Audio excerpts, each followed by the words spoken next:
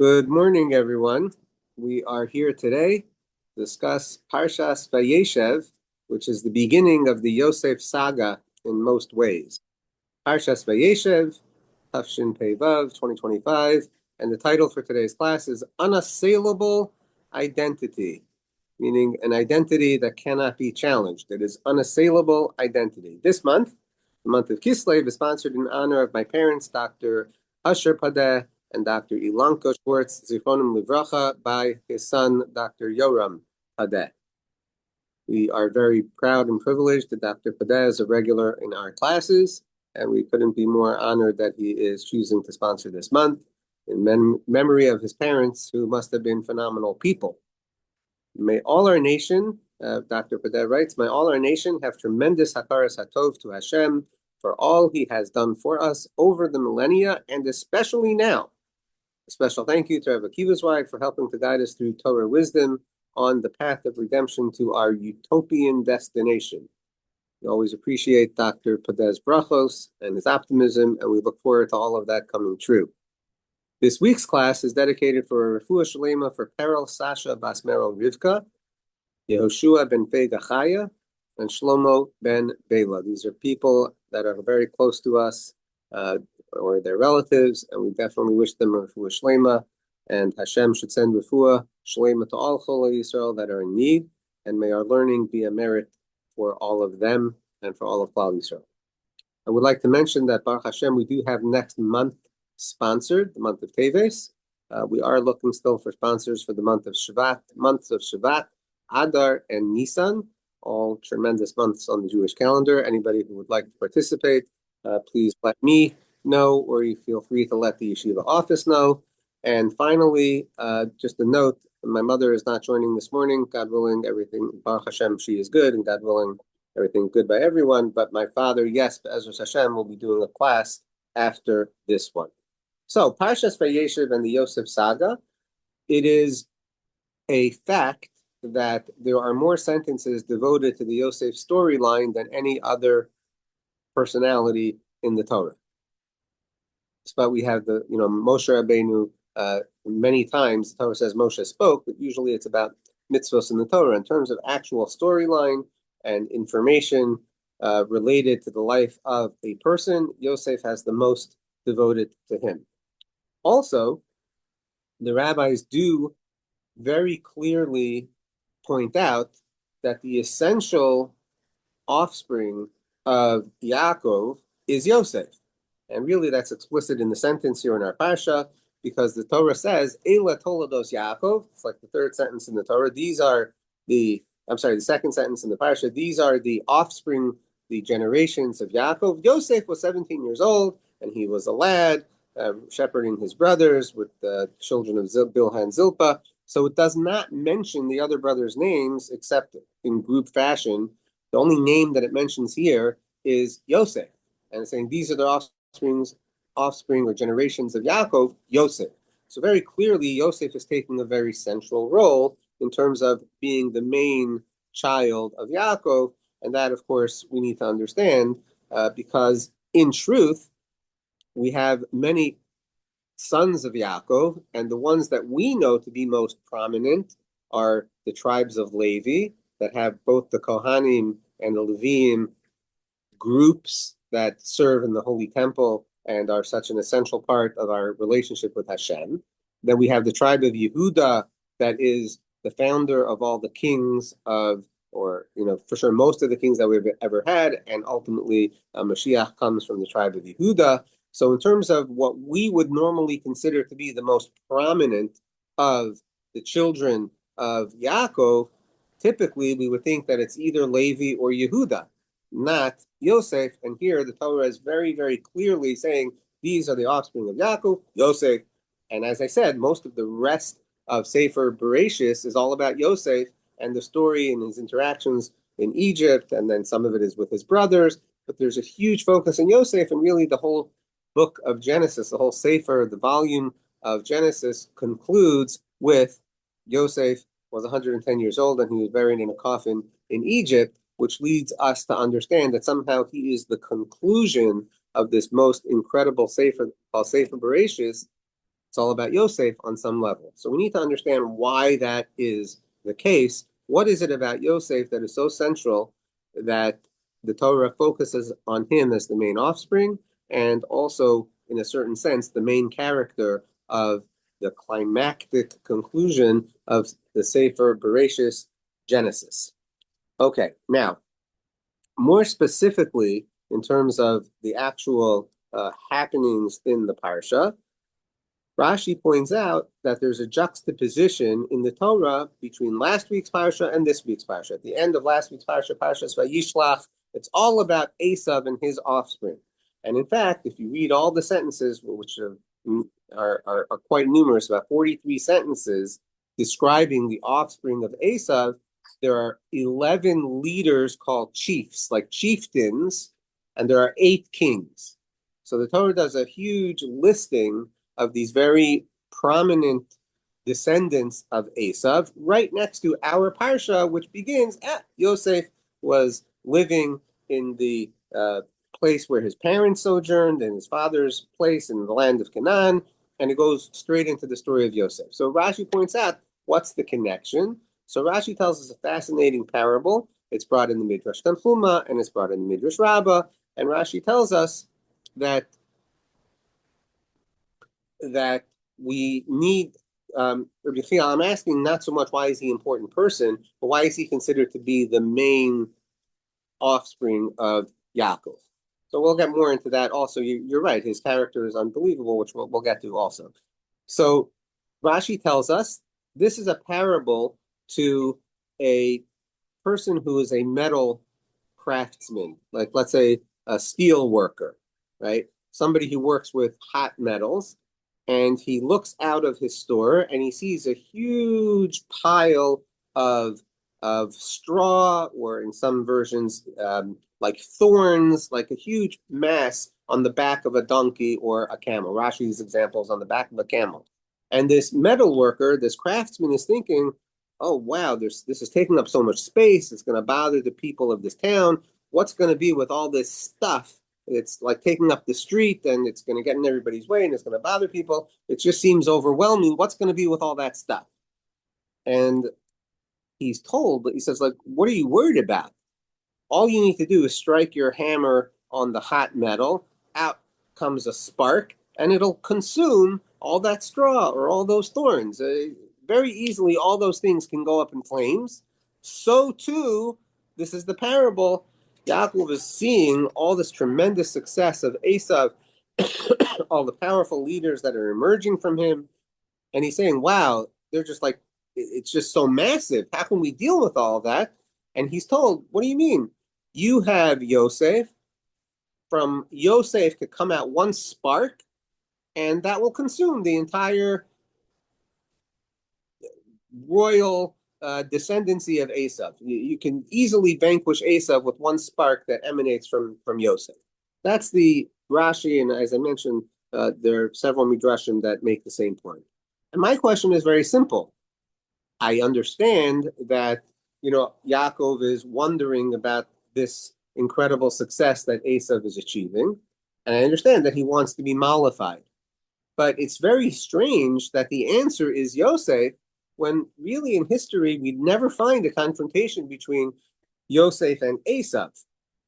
At most, as my brother Zachariah pointed out to me last night, we have Amalek in the form of Haman and Mordechai, which is much later in history, and that's not really clearly Esav, that's much more Amalek than Esav. So what is this notion that from Yosef emerges the antidote, the solution that will completely be able to vanquish Esav? What does that mean? Where do we see such a concept? So that's question number one. Question number two is that later in the Parsha, and it's going to sound like it's unrelated topics, but we're going to be bringing it all together for a particular reason. Later in the Parsha, we find that after Yosef is sold by the brothers, the Torah tells us that at that very time, Yehuda went down from his brothers, and he came to an Adulamite man whose name was Chaya. Now Rashi says, what does it mean Yehuda went down? And what does it mean at that time Yehuda went down? What does that have to do with the sale of Yosef? So Rashi says that when the brothers saw, after Yosef was sold and they did that whole ruse, that trick, that deceitful lie that Yosef was actually killed, and here's the blood, and you could see it on his tunic. The truth is that Yaakov was so devastated that the brothers regretted having sold Yosef. And they said they obviously made a mistake because Yaakov is beyond consolation, which is literally what the Torah says. And therefore they said to Yehuda, Yehuda, you were our leader, and you're the one that recommended that we sell him. And you were in charge of us. And because we listened to you, now our father is inconsolable. Therefore, we demote you from the leadership of the brotherhood. You are no longer our leader. So Yehuda went down, means that he was demoted by the brothers for the fact that they sold Yosef. Now that's a very interesting way to read the pasuk, okay? And let's say we take that at face value. According to that understanding, the brothers definitely know that they made a mistake, a tremendous error in selling Yosef. Okay, that's nice to know that, but how come they don't go look for him? For 22 years, Yosef is gone from the brotherhood. He is not known in terms of where his actual location is. His whereabouts are unknown.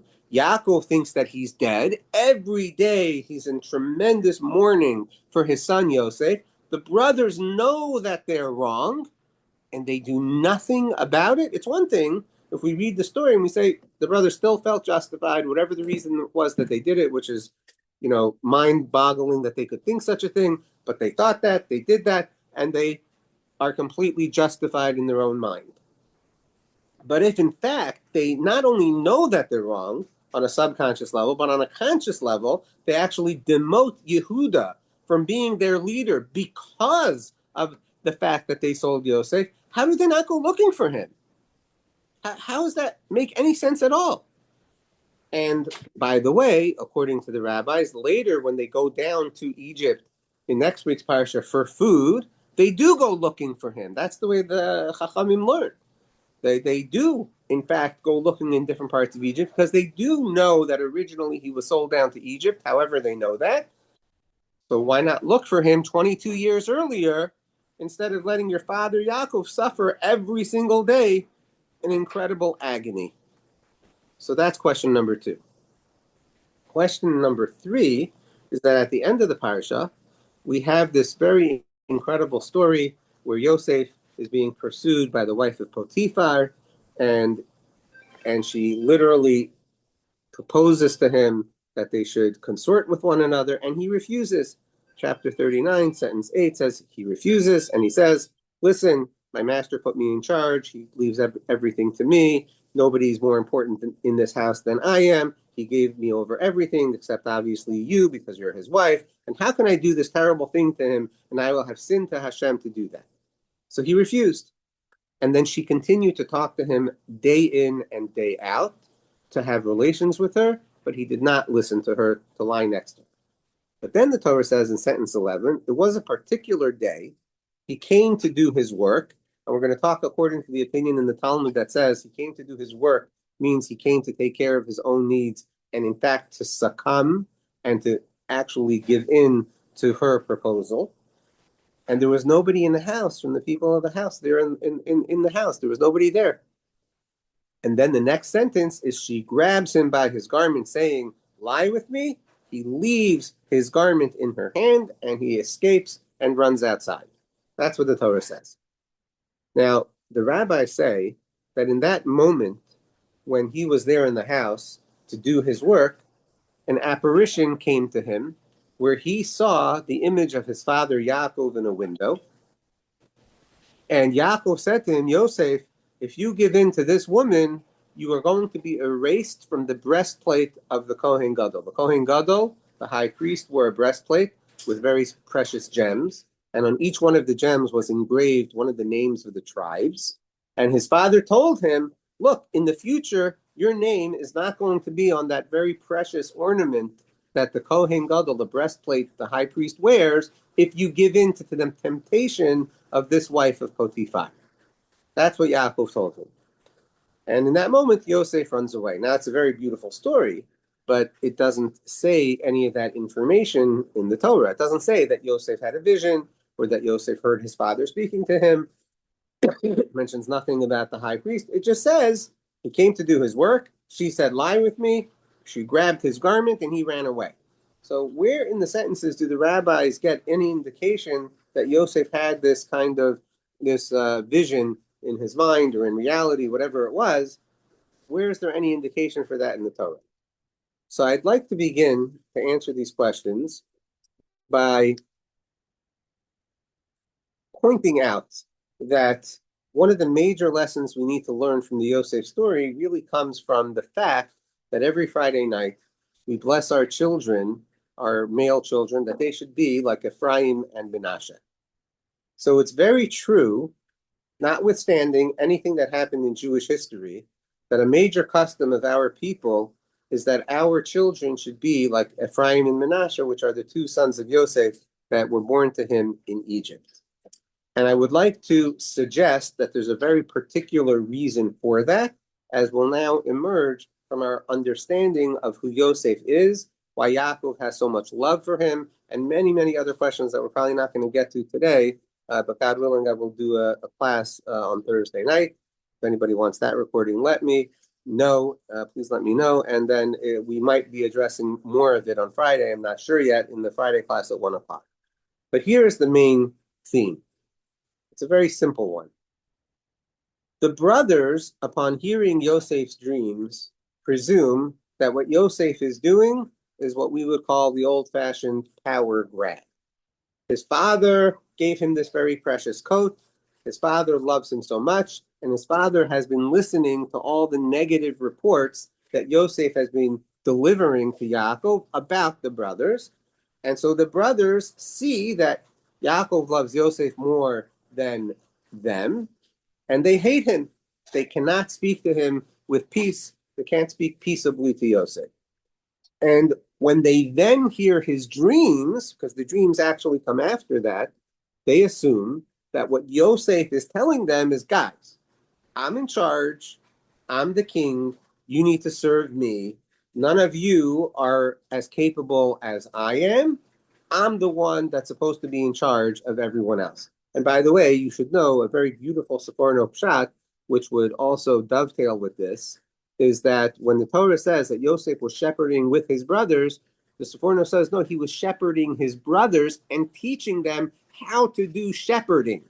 Yosef, who was 6 years younger than all the rest of his brothers, meaning between 1 and 6 years younger than all the rest of his brothers, he's the one directing his brothers on how they should tend their sheep. And apparently he did know better. The Sforno holds that he did know better, and that's why Yaakov does tell Yosef to go to Shechem to see what the brothers are doing with the shepherding, because Yosef actually knows how to do it better than them. So they assume that Yosef's intention is to take the position of king and rule over them, which is, pretty much explicit in the Torah. But the truth is something very different. There's no question that Yosef thinks that he should have a position of rulership over them. But it's not so that he can grab power, it's so that he can galvanize them into being this incredible force of unity where each one of them are actualized in their potential, and he is simply the gravitational pull, the centripetal force that will bring them all together so that they can harmonize and synergize into the brotherhood and ultimately the nation that we know is supposed to be a unified Jewish nation. And both Yaakov and Yosef correctly know that Yosef is the man to create that unity and that synergy. It is true.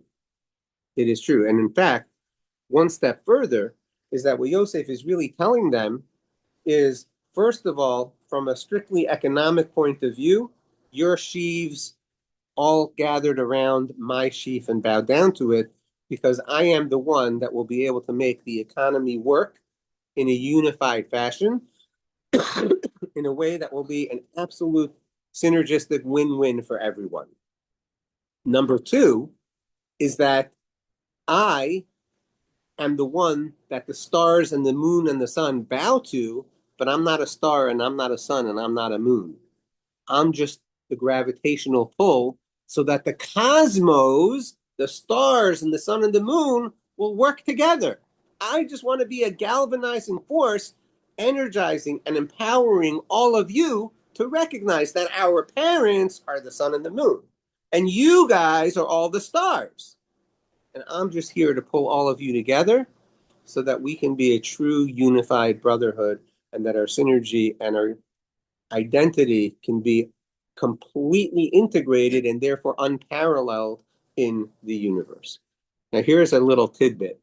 Whenever the Jewish people unify, Esav simply does not count, does not matter, will not have any negative forces that can do anything to us. Take a look at Hezbollah, take a look at Iran, take a look at all these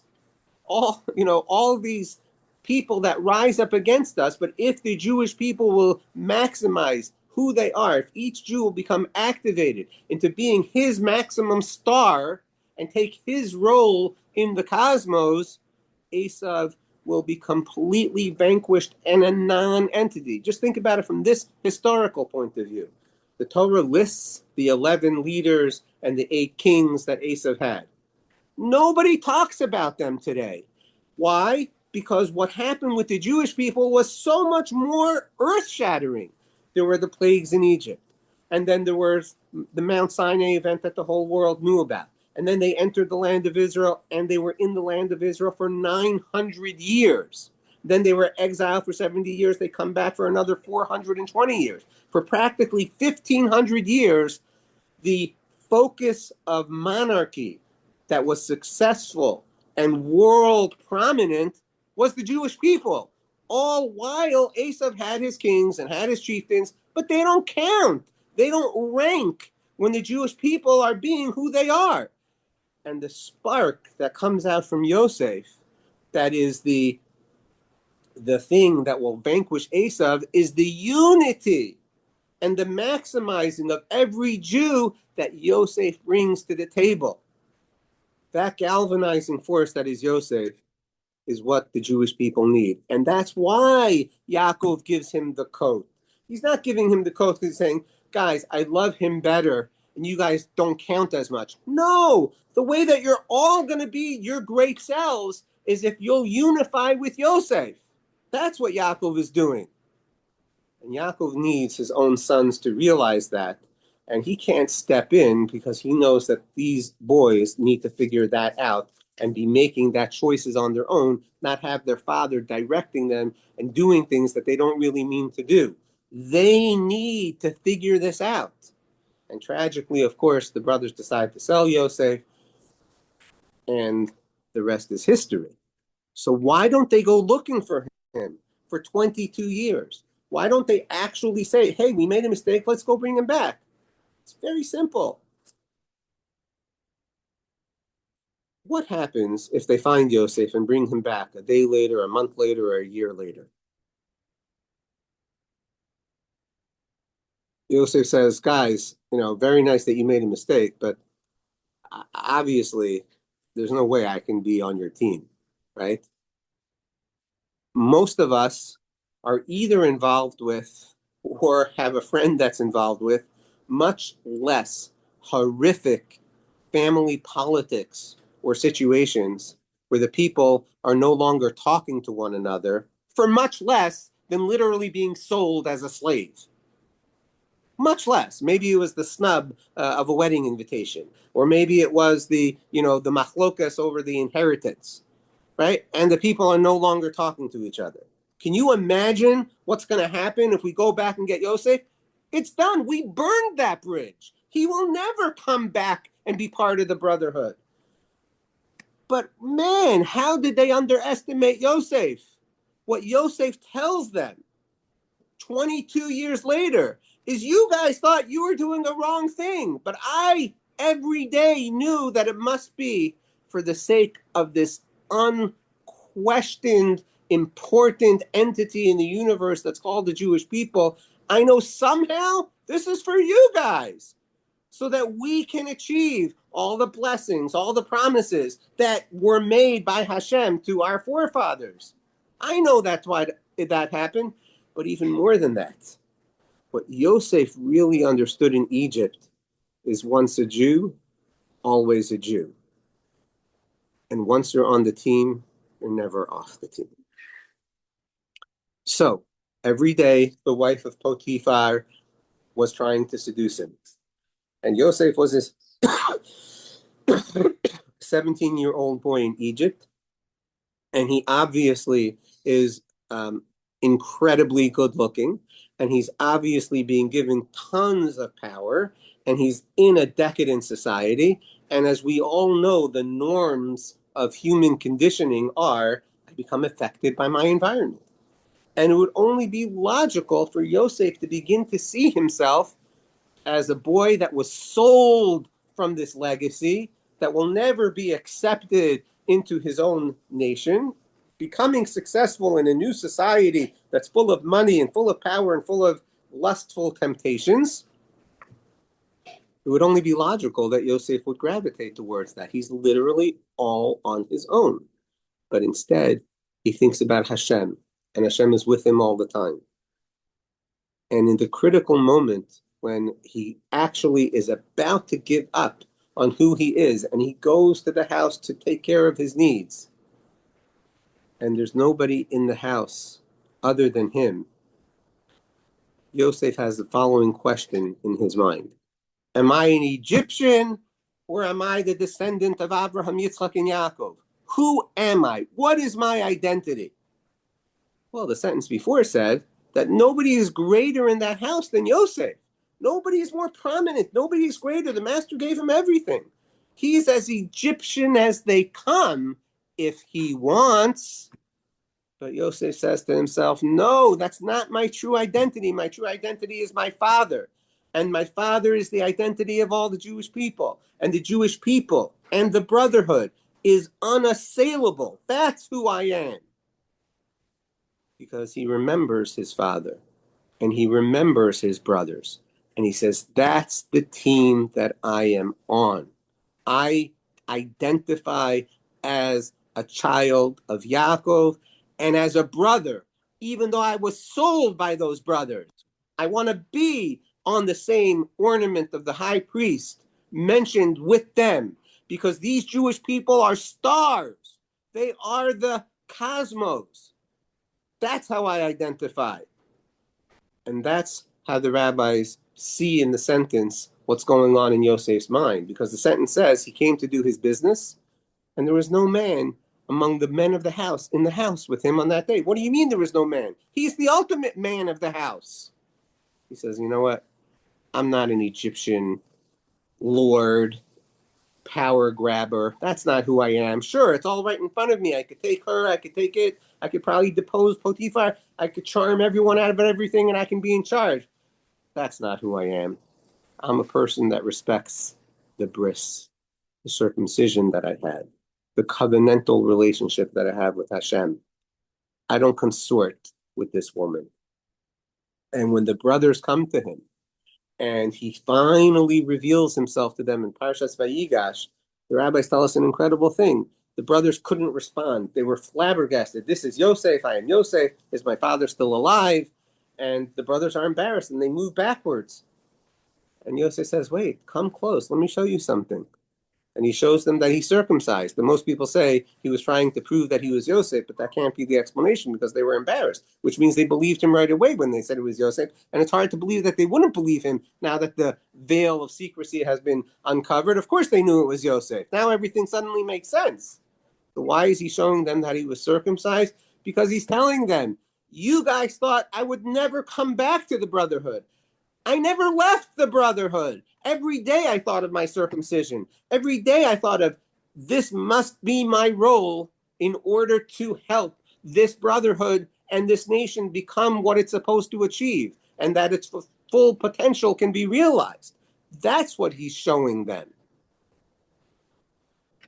So therefore, the main offspring of Yaakov is Yosef, not because of Yosef, but because of the brotherhood. because Yosef is what makes the brotherhood work.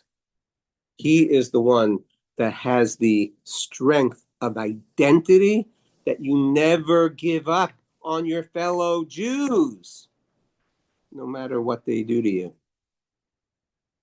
And that's very hard for all of us. But that was his identity. The fact that we are the children of Yaakov, the fact that we have this God-given mission, the fact that we have a covenantal relationship with him passed down from Avraham Avinu, that has to be the ultimate, deep, internalized reality of who we are. And with that, we become unified. And with that, the enemies of the world will vanish in an instant. If we are true to our real identity, and if we unify the way that we are supposed to unify. Now, it's not only, by the way, that's the main offspring of Yaakov, it's the main offspring of the world, because as the rabbis tell us, the entire Sefer Bereshis is really it's an investigation into the process of sifting, like sifting flour and taking out the pebbles and getting the good flour. Or the other example that the rabbis give is like sifting sand and finding the pearl, the jewels that might be buried beneath the sand. That is what Sefer Bereshis is outlining. We start with the whole history of mankind, and we then go down only to Noach, and then only to Noach's 3 children, and from these 3 children it's only Shem, and from Shem it's only Abraham, and from Abraham it's only Yitzchak and not Ishmael, and from Yitzchak it's only Yaakov and not Esav, but from Yaakov it's all of the children. That's the ultimate form of man that Hashem wants to create in the world. The one that knows that their attachment to Hashem is absolute, it is unassailable, and that is the identity that they wear all the time, and that is the language that they speak all the time, because that's the only real way to be in the image and the likeness of Hashem. So the reason that Sefer Bereshis ends with Yosef is because Yosef is the one who stamps that identity on us as Jews. That whether we're in Egypt, whether we're literally cast out of our brotherhood and our nation by our nation, we hold true to our nation. And when we do that, and we do that for the sake of our nation, everything works perfectly. Everything works beautifully. And as long as Yosef is alive, there's actually no real harsh labor in Egypt. And as long as the Jewish people identify with Hashem should make you like Ephraim and like Menashe, we then will succeed completely. And so therefore the blessing of our children is so appropriate, because it's recognizing the tremendous power that every Jew has, and that Yosef lives for this greater sense of actualization, right? A dream is all about forecasting potential, and that the potential should come into reality, and Yosef is completely attuned to the greatness that is possible, to the dreams that can become realized, and that he is able to prognosticate that, but also to make it true, to make it real. So therefore, his 2 sons, Ephraim and Menashe, they're not only grandchildren of Yaakov, they're like children of Yaakov. They're able to achieve the status of being the actual children of Yaakov. That's why they're like Reuven and Shimon, says the sentence, because ultimately that is Yosef's understanding of the greatness of every Jew. And that's something that we could use now more than ever, to remind ourselves of the tremendous importance of each and every Jew, of the tremendous potential of each and every Jew, of the need to activate each and every Jew, to get over all the hurt that may have been caused by any particular Jew, or any hurt that we have caused to them, to make sure that we ask for proper forgiveness, and to immediately get back to being on the same unified team. That's the way that we can bring Mashiach. And a very important related point is that it's not just that if we don't do our job, Mashiach will come later. It will come at a much greater cost later.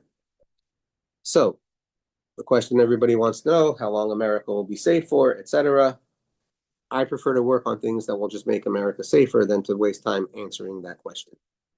And the way that we make America safer and the world better, not only for Jews, but for the whole world, is by having more truth being taught, by having a more unified Jewish nation that can actually manage these threats. We have Dr. Finkelstein on today, who works every day on this question of how the Jewish people can actively organize to handle the upcoming threats. The more that we unify and put our brains to that usage and to represent the true identity of a Jew, which of course Yosef represents, complete moral integrity, complete fiscal integrity. Egypt trusted him with every single penny that went into the Egyptian government, right? The more that every Jew lives that identity and shows the world the benefits of real governance that's really for the people, that's really predicated on moral values and integrity, the more that the economy works better, the world works better, and everybody is much happier and safer. Ultimately, we have an additional message, which is to remind everyone of their true divinity and being created in the image of Hashem and the true values, which are the Noahide laws, plus, plus, plus, plus, plus. But the more we do that collectively as a Jewish people, that's the way to make the world a better place. And newsflash, in case anyone still thinks so, there is nowhere to run. So let's at least make it a really valiant attempt that we do our best, not only to bring Mashiach, but to improve the world now, to improve the world in the ways that we can. And that depends on every Jew energizing, empowering, bringing close every other Jew and working together so that we actually learn the best ways to handle everything that's facing us, how to do it to teshuva, how to stop working against each other and working with each other, all those things that we know are so critically important. So now I take any questions or comments, and then we continue, God willing, on Friday. Any questions or comments? Thanks, Akiva. See you next week. Bye, everybody. I have a quick question. Yes, Jessica. Okay. Other than Ephraim and Menashe, is there anyone else that, cause I'm asking because I don't know, is there anyone else that is like, I would say, a legacy of Yosef? Like, let's say, for example, Yehoshua. Like a Navi or, Yeah. So Yehoshua is from Ephraim. Okay. So Yeshua is from Ephraim, and he's the one that, let us in eventually when we get into Eretz Israel. Other than that, is there any, because I'm just trying to understand how someone who is the foundational piece of the identity yet doesn't have such a long legacy. So the compared to Yehuda. I'll let somebody else answer in a minute, but there should have been a lot more. So for example, Shaul comes from Binyamin.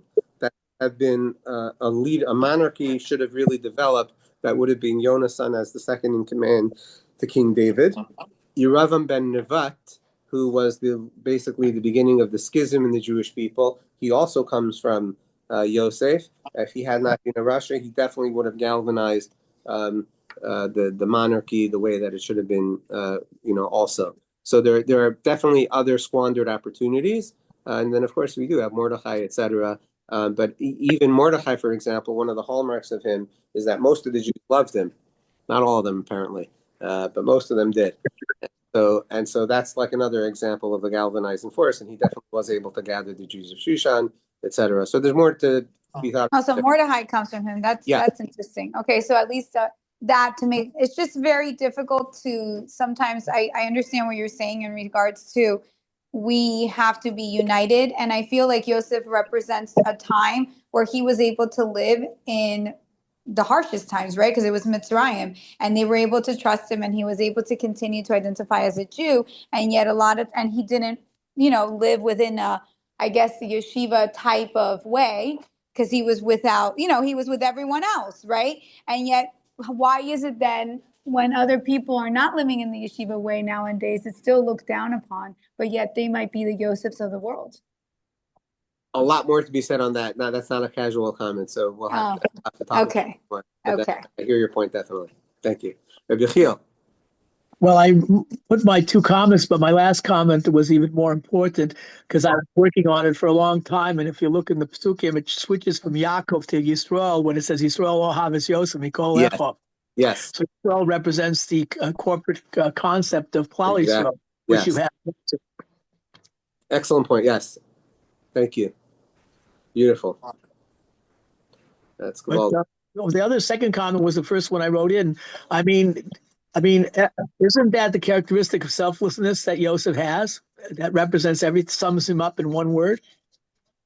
I think it has to be more than selflessness, although for sure selflessness is an essential component of it. I think it has to be selfless, empowerer, inspirer, and galvanizer.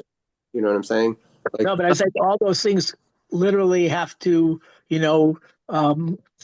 they're drawn person from this. has to be completely selfless for that. Yes. Yeah. But in other words, being selfless by itself would not be enough, right? It has to be that the intention is to make everyone else a star and to unify them. Yeah, but you can't do that without being selfless. Yes. That's That's true. That way, it's a prerequisite. Yes, for sure. It's a foundational prerequisite. Yes. Everybody, it was tremendous to be with you. It's just about 10:15. Please, if you can, zoom on over to my father at 10:30. I look forward to seeing everyone next time or Friday or anytime in the future. A reminder for anybody who would like to do sponsorships of Shvat, Adar, and Nisan, please let me know. Wait, one last question. How do you get? I've been trying for weeks now to get onto the Thursday night cheer. It's not live. It's only recorded. They had a camera issue, meaning a device issue. So it wasn't. I'll see. I'll try to let you know if it's happening this week.